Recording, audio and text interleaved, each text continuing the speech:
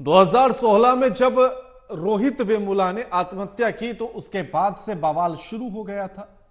पूरे देश में प्रदर्शन हुए, धरना प्रदर्शन किया गया और कहा गया कि दलितों के साथ भेदभाव किया जा रहा है। कांग्रेस पार्टी ने इस प्रदर्शन को समर्थन दिया, लेकिन अब जो पुलिस की क्लोजर रिपोर्ट सामने आई, उस रिपोर्ट में यह कहा गया कि रोहित वेमुला दलित नहीं ओबीसी है और इसी को लेकर एक बार फिर से सियासत गर्म हो गई है। अब हमारे साथ जो मेहमान जुड़ गए इस मुद्दे पर चर्चा करने के लिए, उनसे आपका परिचय करा देते हैं। हमारे साथ अमित तिवारी जुड़ गए हैं, नेता हैं बीजेपी के। हमारे साथ मोहिंदर प्रकाश जुड़ गए हैं, नेता हैं कांग्रेस के। और निरंजन पौधार हमारे साथ जुड़ गए, राजनीतिक विश्लेषक हैं। आप तीनों का स्वागत है एमवी नेटवर्क पर। अमित जी, रोहित दलित, पहले यह मुद्दा था कि दलित है, दलितों के साथ भेदभाव किया जा रहा है। अब पुलिस की क्लोजर रिपोर्ट यह कह रही है कि वो दलित नहीं ओबीसी है। तो क्या जातियां देखकर ही इंसाफ मिलेगा? नहीं, बिल्कुल नहीं राणा साहब। देखिए, देश को और देश के जो शिक्षा संस्थान हैं उनको एक सनसनी फैलाकर किस तरीके से बदनाम करने की साजिश हुई थी उस 2016 के दौरान। और आप ये देखिए, ये साजिश किस किस ने की थी। जो लोग वामपंथी हैं, जो लोग दक्षिणपंथी चश्मे से इस देश को देखना चाहते हैं, और जो लोग टुकड़े टुकड़े इस देश को टुकड़े टुकड़े कर देने की भावना से इस देश को देखना चाहते हैं। तो उन लोगों की एक सनसनी फैलाया और इस किस तरीके से देश को और देश के शिक्षा संस्थानों को बदनाम करने की कोशिश की। आप देखिए, कांग्रेस पार्टी, उनकी सरकार केंद्र में नहीं है तो वो किसी के मौत को अपनी राजनीति चमकाने का मंच बना देते हैं। आप सत्ता में नहीं है, इतनी भी क्या सत्ता की लालसा राणा साहब, मुझे तो समझ में नहीं आता कि आपकी सत्ता में अगर आप नहीं है तो किसी भी हद तक, किसी भी मामले को किसी भी हद तक लेकर जाएंगे और इतनी घृणित राजनीति करेंगे। राजनीति का आज ये गिरता हुआ स्तर निश्चित तौर पे कांग्रेस की जो आज जमीन पूरी खिसकती हुई नजर आ रही है कि उसके कार्यकर्ता भाग रहे हैं कांग्रेस छोड़ छोड़ के, उसके नेता भाग रहे नहीं हैं नहीं, देखिए कांग्रेस छोड़ छोड़ नहीं, के, वो और उसके नेता प्रत्याशी छोड़कर भाग जाने रहे हैं वाला छोड़ छोड़ मुद्दा के। नहीं है तो अमित जी। मेरा सवाल यह है कि जिला कलेक्टर ने जो लेटर दिया था, जो प्रमाण पत्र दिया था, उसमें दलित लिखा था। साथ ही राष्ट्रीय अनुसूचित जाति आयोग की रिपोर्ट भी यह कहती है कि रोहित दलित था। रेवेन्यू अथॉरिटी ने भी यह बताया कि रोहित दलित था। तो फिर ये ओबीसी कैसे हुआ? नहीं, देखिए, उनके पिताजी का जो जिस जाति से उनके पिताजी आते हैं, देखिए, मुझे जाति पाति से, आज हम 21वीं सदी में हैं और जाति पाति की बात कर रहे हैं, ये कांग्रेस की ही देन है। वरना शिक्षा में भी इस तरीके का स्तर, मुझे तो अफसोस होता है। बहरहाल, मैं उसको थोड़ा एक्सप्लेन कर देता हूं हाँ। कि रोहित वेमुला के पिताजी हम्म। वो ओबीसी समाज से आते हैं हम्म। और उनकी माताजी वो शेड्यूल कास्ट से आती हैं। तो निश्चित तौर पे अगर आपकी पिता के जाति से ही जाना जाता है और जब जब शादी हो जाती है तो पिता की जाति को लेकर ही चला जाता है। लेकिन कोई भी किसी भी जाति से आता हो, क्या क्या राजनीति का स्तर इतना गिर जाना चाहिए राणा साहब, कि उसके मौत को आप ठीक है उसके मौत को आप अमित जी, अब इसमें एक और सवाल, छोड़कर एक और उसको सवाल, राजनीति एक और चमकाने सवाल। का मंच बना दिया हाँ, जाए। अमित जी, एक और सवाल। 2012 में सुप्रीम कोर्ट ने एक फैसला सुनाया और उसमें यह बताया गया कि मां या पिता में से अगर कोई भी एक दलित है तो बच्चा दलित माना जाएगा। नहीं, इस फैसले की जानकारी मुझे नहीं है, लेकिन जिस हिसाब से, अगर पुलिस ने भी उसको, पुलिस के पास तो इसका संज्ञान होगा ही, पुलिस को भी पता ही होगा कि किस हिसाब से जब उसने क्लोजर रिपोर्ट दायर किया है और भारतीय समाज में जिस हिसाब से जातियों को लेकर चला जाता है, शादी से पहले या शादी के बाद, तो निश्चित तौर पे इस सारी चीजों को पुलिस ने भी संज्ञान में लिया होगा, कलेक्टर ने भी संज्ञान में लिया होगा, और सबके जांच इसीलिए पड़ताल बड़ा और सबकी कंफ्यूजिंग सा गवाही को। मामला लग रहा है ना, इसीलिए मैंने ये पूरे तथ्य सामने रखने की कोशिश की है। और अगर आपको जानकारी नहीं है तो मैं चाहूंगा कि आप एक बार गूगल करके इस फैसले की जानकारी भी ले लें। मोहिंदर जी के पास में इतने जा रहा हूं। मोहिंदर जी, किसी की मौत हुई, किसी ने आत्महत्या की, तो इसमें दलित वाला फैक्टर कहां से आ गया था? और अभी भी लड़ाई यही चल रही है कि रोहित दलित है या रोहित ओबीसी है। Rana ji, good evening to all. जी। देखिए, एक यंग लड़के की आत्महत्या हो जाना एक बहुत ही दुखद कार्य था, दुखद घटना थी। और उसके ऊपर जब कंट्रोवर्सी खड़ी हो जाए कि दलित कहने से उसकी आत्महत्या करनी पड़ी उसे, या कोई कंट्रोवर्सी ऐसी खड़ी हो गई कि वो समाज के अंदर अपने दोस्तों के अंदर नहीं नहीं, सामना नहीं दलित कर कहने से पाएगा। उसको आत्महत्या नहीं करनी पड़ी मोहिंदर जी। दलित कहने से उसको आत्महत्या नहीं करनी पड़ी। इस चीज को आप गलत तथ्य फिर पेश मत कीजिए। जिस तरीके से आपने 2016 में पूरा सनसनी फैलाया था और झूठी राजनीति की थी, तिवारी वो जी, मैं आज इस बोल लूं? चैनल पे करने की कोशिश मत कीजिए। हाँ ठीक है तिवारी जी, बात आने दीजिए। हाँ मोहिंदर जी। उस दुखद घटना का राजनीतिकरण किसने किया ये सभी जानते हैं। नहीं और किसने किया बीजेपी नहीं आज जानते, भी उस वही पर तो राजनीति पूछने ही के कर लिए रही तो है। आज चर्चा कर रहे हैं हम, ये किसने किया। वही मैं कहना चाहता हूं कि जब आपने एक सुप्रीम कोर्ट का जजमेंट दिया कि माता या पिता दोनों की जाति में कोई भी दलित हो तो दलित माना जाएगा, आप जो फैसला दिया गया उसको रिव्यू करने के लिए तेलंगाना के चीफ मिनिस्टर साहब ने दोबारा एक जब उन लोगों ने अप्रोच किया है तो उसको दोबारा रिवाइज किया जा रहा है, जांच को दोबारा किया जाएगा और यकीन जानिए न्याय किया जाएगा इसी संदर्भ में कि जो सुप्रीम कोर्ट ने कहा है कि मां की जाति को भी कहा गया।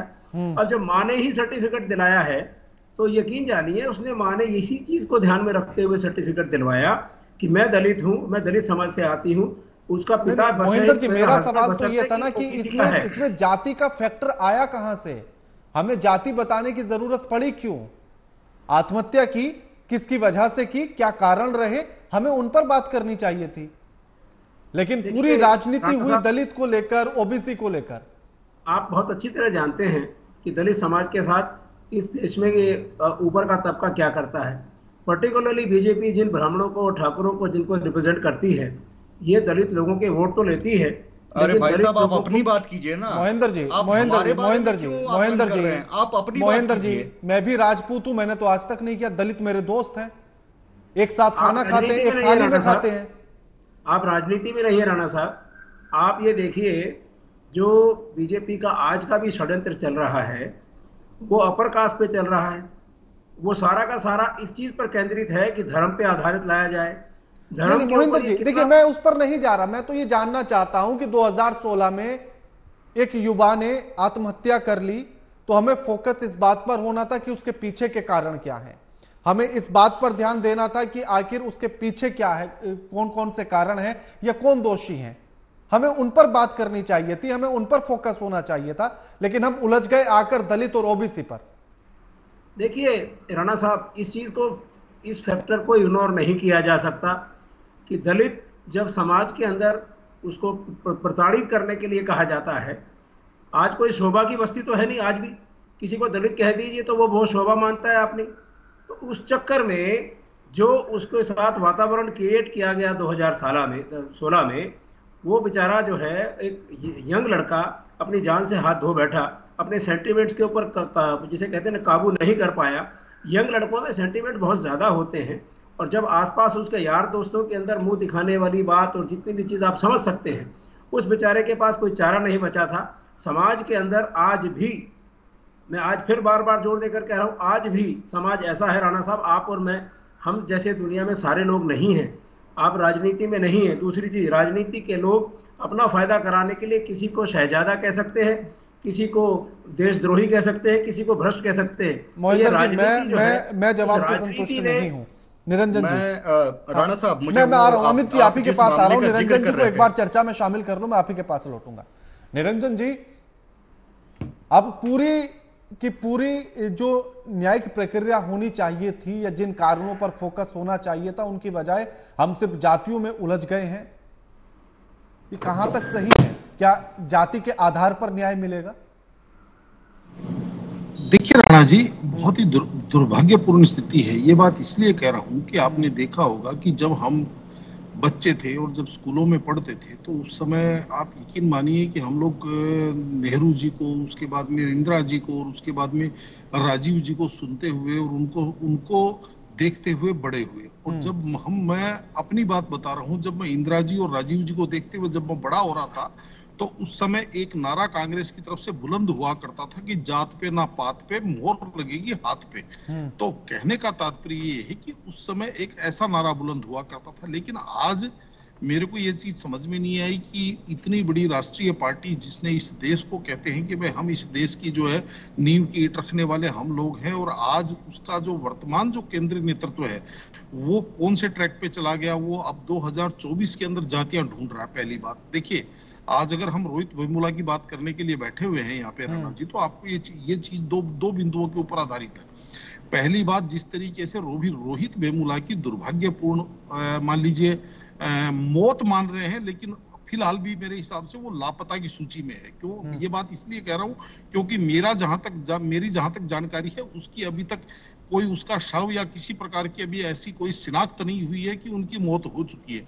ये एक अनुमान के आधार पे माना जा रहा है कि उन्होंने आत्महत्या कर ली, या वो इस दुनिया में अब नहीं है, या उनकी दुर्भाग्यपूर्ण उनकी कोई भी किसी भी प्रकार से उनकी मृत्यु हुई है, ये हम लोग मान के चल रहे हैं। क्योंकि हमारे यहाँ कहा जाता है कि जब तक कोई साक्ष्य या कोई शव नहीं मिल जाता किसी व्यक्ति का, तब तक उसको आप ये मान के चलिए कि वो एक लापता की या मिसिंग की लिस्ट में होता है। तो अभी तक भी मेरे हिसाब से चाहे तेलंगाना पुलिस हो, चाहे भारत की कोई भी पुलिस या कोई भी एजेंसी अभी तक ये चीज तय नहीं कर पाई है कि रोहित वेमुला का कहीं कोई शव मिला है। तो पहली बात, लेकिन चलिए मान लीजिए हम इसी थियरी को मान लेते हैं पुलिस की को कि रोहित वेमुला ने आत्महत्या कर ली, तो पहली बात तो ये है कि ये किसी भी जाति का हो, किसी भी धर्म का हो, किसी भी वर्ग का हो, और किसी भी प्रांत का हो, किसी की भी मृत्यु तो जो है ना वो बहुत दुर्भाग्यपूर्ण है, और असामयिक निधन तो और ज्यादा दुर्भाग्यपूर्ण है। तो अगर रोहित वेमुला जो इस देश का एक छात्र था, और आप ये मान के चलिए छात्र राजनीति के अंदर भी बढ़ चढ़ करके हिस्सा लेता था, तो जो ये कह रहे हैं कि भाई इस तरीके से ये हुआ वो हुआ, पहली बात तो ये चीज मुझे समझ में नहीं आती। क्योंकि जो लोग कमजोर होते हैं या जो लोग समझ लीजिए डर जाते हैं, या लोग जो जिस तरीके के कदम उठाते हैं, मेरे हिसाब से वो कभी भी छात्र राजनीति या छात्रों का नेतृत्व नहीं कर सकते। क्योंकि जो लोग डरपोक होते हैं या बिल्कुल मेरी भी समझ में निरंजन जी ये बात नहीं आ रही है कि जो दूसरी PhD तक की पढ़ाई कर रहा हो, जो एक छात्र राजनीति में हिस्सा लेता हो, जो अंबेडकर एसोसिएशन का सदस्य हो, वो इतना कमजोर है। छात्र राजनीति के अंदर मुखर आवाज था, बिल्कुल मैं बताऊं आपको, तभी राष्ट्रीय स्तर के ऊपर उनका मुद्दा बना है। नहीं तो पता नहीं कितने छात्र कोटा के अंदर आपने देखा होगा कि आत्महत्या कर लेते हैं परीक्षा के दबाव में, पढ़ाई के दबाव में। लेकिन आप कितने बच्चों को जानते हैं, कितने बच्चों का नाम जानते हैं? लेकिन रोहित वेमुला का नाम आप इसलिए जानते हैं क्योंकि वो छात्र नेता था, और छात्र नेता के अंदर मुखर नेता था। बेशक वो वामपंथी विचारधारा से प्रेरित था, लेकिन वो मुखर नेता था और उसकी एक अपनी आवाज थी। तो ऐसा व्यक्ति कोई कहे कि भाई इस वजह से आत्महत्या, अब इसके अंदर दूसरा बिंदु ये है के राणा जी की, मुझे एक बात बताइए, तेलंगाना के अंदर किसकी सरकार है? और अगर तेलंगाना की पुलिस इस थ्योरी को कह रही है कि भाई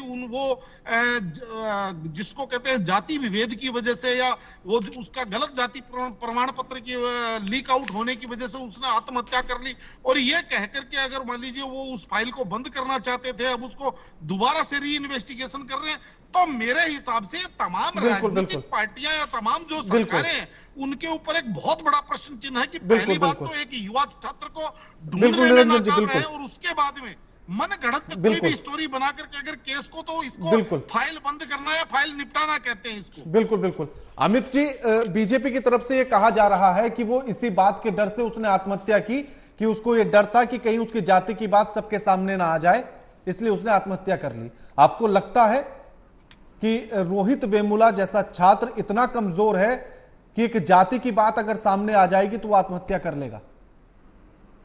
नहीं राणा साहब, जैसा कि अभी निरंजन जी बता रहे थे और हम सबने भी देखा है, जिस तरीके से कि छात्र राजनीति में इतनी सक्रियता के साथ जो हो, मुझे नहीं लगता कि वो व्यक्ति आत्महत्या करेगा। मुझे तो यही लगता है कि अभी भी यही थ्योरी के साथ हम चल रहे हैं कि उसने आत्महत्या कर ली, बट मुझे नहीं लगता। अमित जी, इसीलिए मेरा बार बार जोर इसी बात पर है कि हम जाति से हटकर क्यों नहीं देख रहे हैं। हो सकता है कारण कुछ और हो और हम उन पर बात ही नहीं कर पा रहे हैं।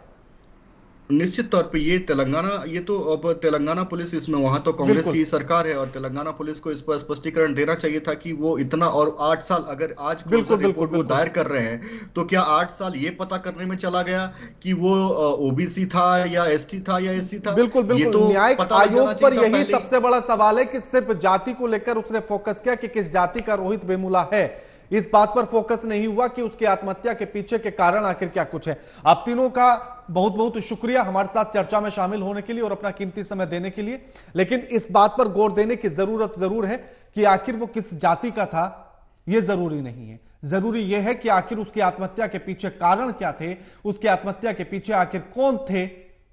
वो सच जब तक सामने नहीं आएगा तब तक बात सामने नहीं आएगी और इस पर काम होना जरूरी है, इस पर जांच होना जरूरी है। लगातार खबरों के लिए देखते रहिए एएमपी नेटवर्क। नमस्कार।